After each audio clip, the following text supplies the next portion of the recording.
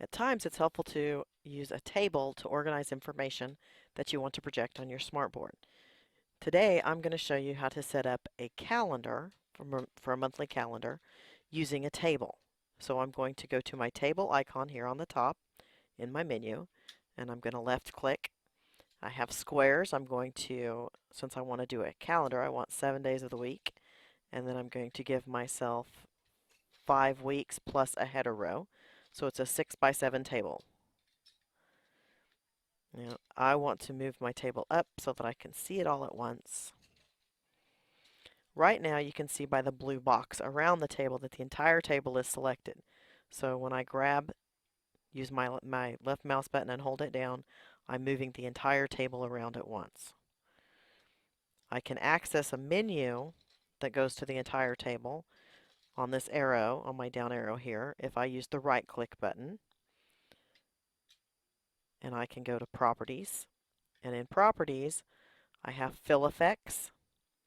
I can do a solid fill, and I can turn all of the cells a specific color. But since I'm going to do a calendar, I'm going to leave the calendar, the whole table blank with no fill. And I'll come in a minute and fill just the header row so that it stands out from the rest of the table. So since this is a calendar, I'm going to click on the first cell, and I'm going to label going across the top by the days of the week.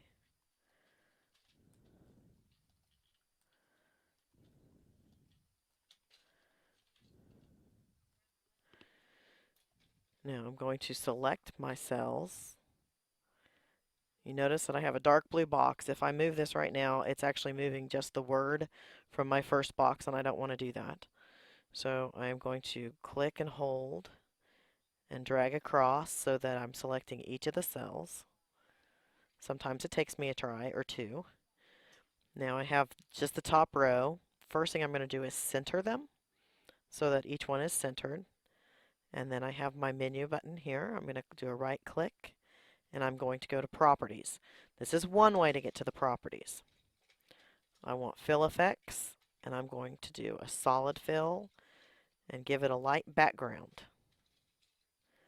Another way to get to the properties, once I select a cell, is the fourth tab down on the right menu is the properties, and I have my fill effects, my line styles. It's the same properties menu that comes up using the drop down arrow. Now I can select a single cell and change properties of a single cell. I'll add a pattern so you can see what I mean. So I can change the property of the single cell, or I could change, if I double click with the left, do a left double click, and then right click on the menu, I can change the properties of the entire table.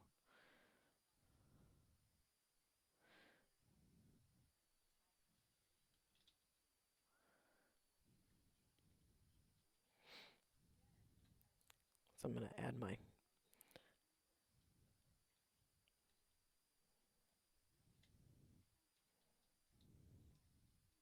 I'm going to put my header back in as a different color.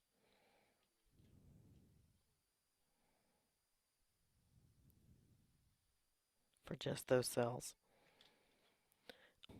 And I'm going to lengthen my cells because if it's a calendar, I'd like it to have a little bit more space. So I have a left mouse click, I'm holding it down, dragging the bottom down. So now my cells are different sizes.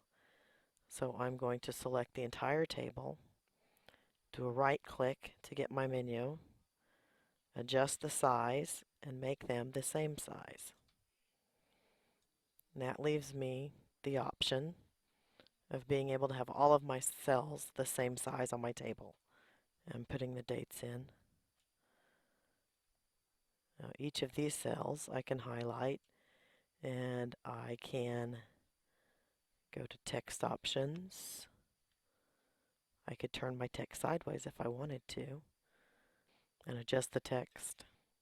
But that's working with a table, adding a table and adding information to the table, adding color and resizing it so that the table is the same size.